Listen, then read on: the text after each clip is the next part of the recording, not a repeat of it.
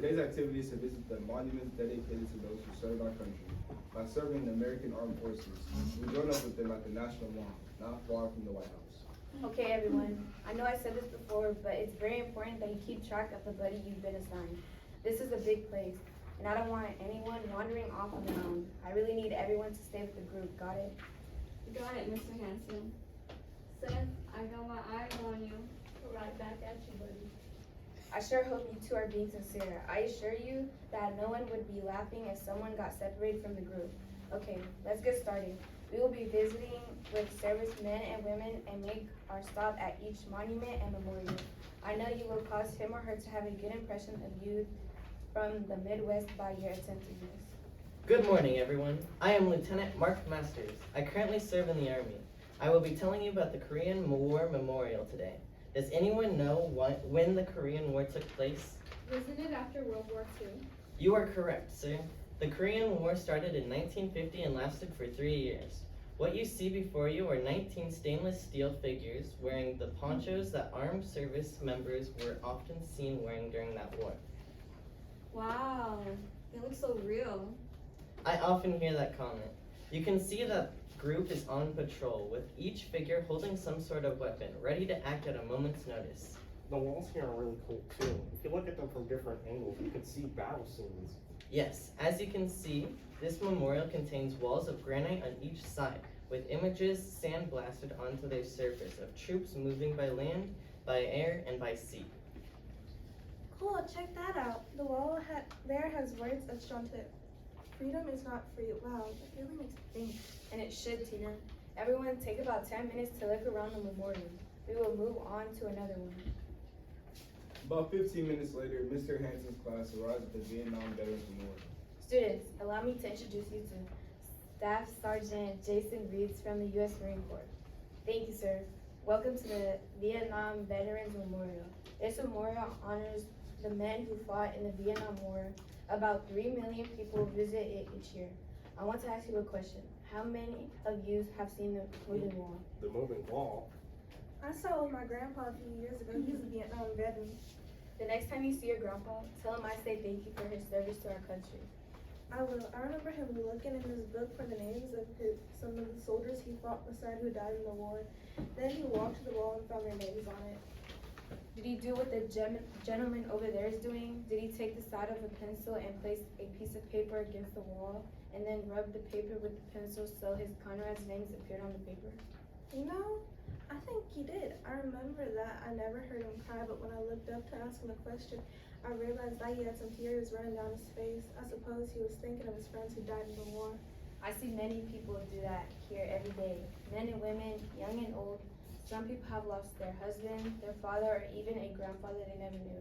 I often find myself watching these folks etching a name, and I wonder what their story is. Everyone has a story all their own. Sergeant Reeds, how many names are on these two walls? That's a very good question, sir.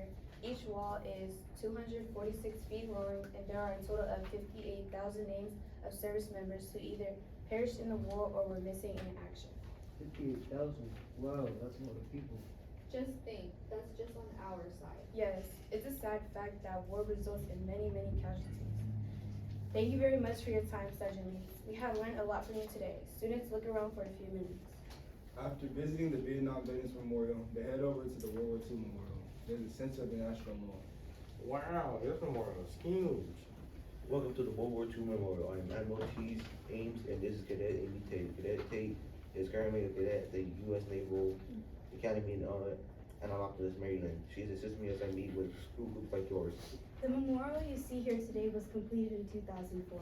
This memorial honors the 16 million men and women who served in World War II as the members of the American Armed Forces. 16 million?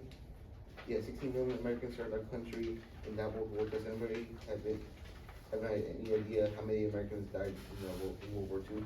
8 million? Fortunately, that's too high. Any other guesses? 2 million? Fortunately, that number is too high as well. 400,000 Americans died to protect our freedom and the freedom of others throughout the world in that terrible World War. There's a great deal of symbolism in the structures you see all around you today. What is the first thing you see when you all look around? Lots of thick brick granite columns. Yes, there are 56 of these large granite columns. Do you agree that they seem to connect everything together? Yes, they sure do. Well, that's intentional. They symbolize the unity of the 48 states, the 7 federal territories, and the District of Columbia that made up America at this time in history, the early 1940s. So what are those two huge structures on each end? One symbolizes our victory on the Atlantic front, and the other symbolizes our victory on the Pacific front. Quick quiz. Who knows what Cadet Tate means when she mentions the Atlantic front and the Pacific front? I remember this from watching war movies with my grandpa. The Atlantic Front refers to the war in and around Europe. And I know the answer from watching the play South Pacific. The Pacific Front refers to the war in and around Japan and Southeast Asia. Good job. I must admit, I wish you would have said that you remembered learning it in school, but I have to agree that I've learned a lot by watching TV, movies, and plays, and reading historical fiction. During World War II, there were battles fought in both areas of the world. Is there a memorial dedicated to World War I in Washington, D.C.? As a matter of fact, there is not a World War I memorial here. There is a national museum dedicated to that war, but it is in Kansas City, Missouri. Thank you very much for your time today, Admiral Ames and Cadet Tate. Students, take some time to look around. Let's meet back here in 20 minutes. Then we will stop to have lunch before we head over to Arlington National Cemetery this afternoon.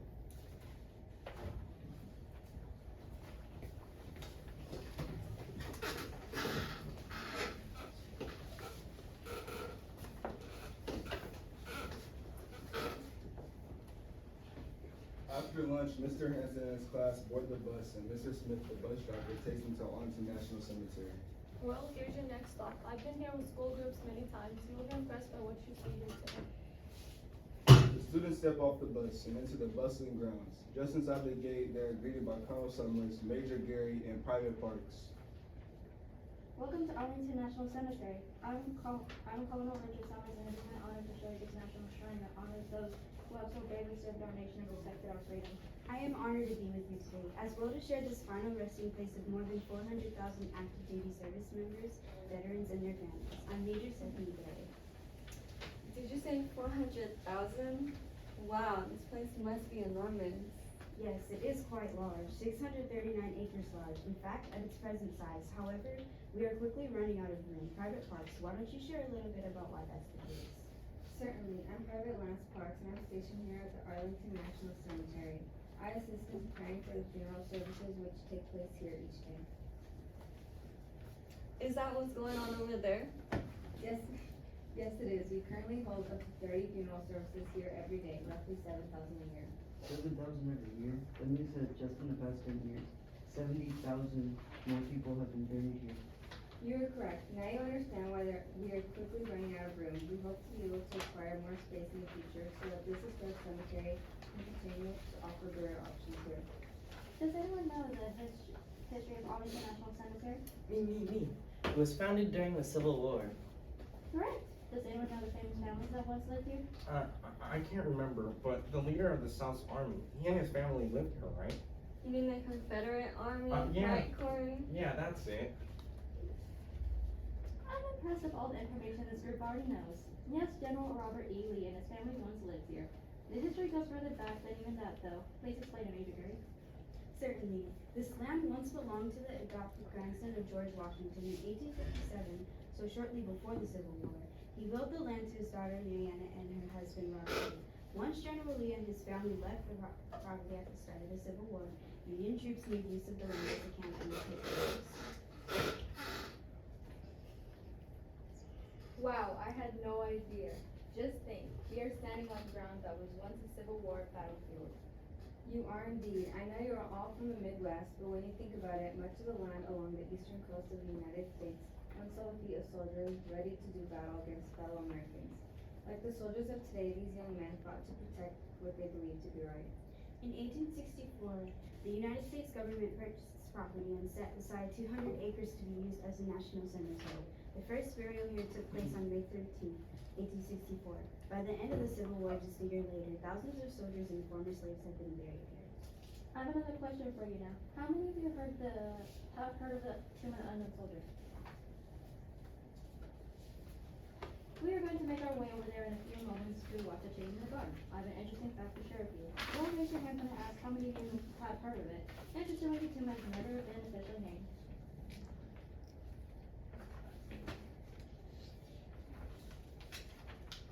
fascinating.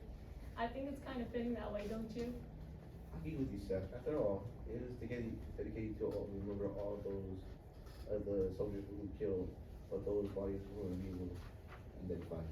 That's right, young man. Many people think the Tomb of the Unknown held the body of just one soldier. Once we walk over there, however, you'll see that there are actually tombs of multiple soldiers there. Soldiers buried that represent so much of World War I, World War II, and the Korean War. For a while, there was a soldier buried there from the Vietnam War too, wasn't there? You are correct. However, in May of 1998, that body was exhumed for DNA testing. Scientists were able to identify the body and its remains were given to his family for private burial elsewhere. Since then, that crypt has remained empty because of advancements in DNA testing. It is possible that no more soldiers will be interred into the tomb.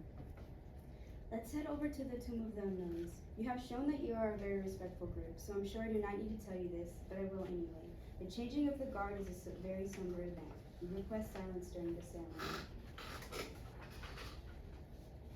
With that, the group visits the Tomb of the Unknowns. They watch as the soldier guarding the tomb marches back and forth on the black map behind it. At the top of the hour, the class witnesses the changing of the guard.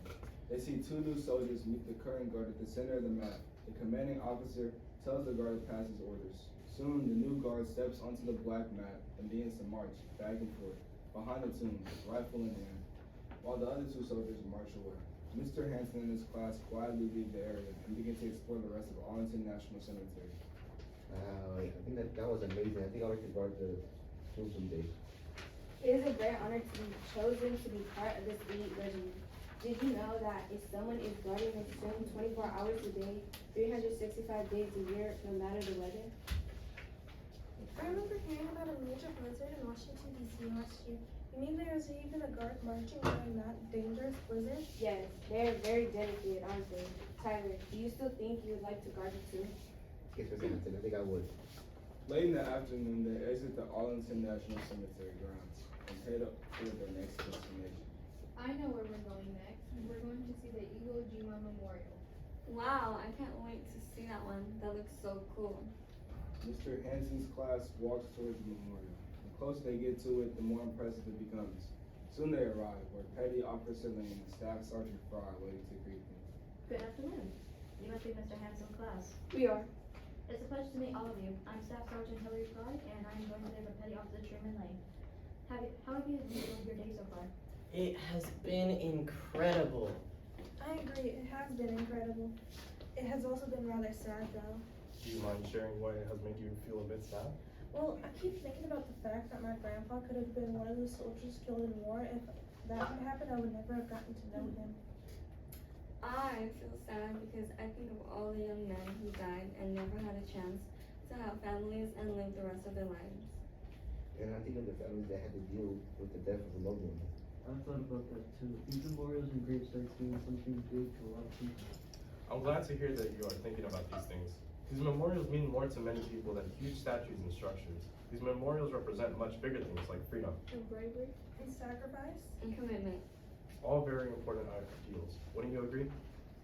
I think it's important to consider the sacrifices that the families of our military are required to make for our country. Day in and day out, they are called to sacrifice time with their loved ones who are sent to faraway places. Some, of course, are called to make a far greater sacrifice when their loved one dies.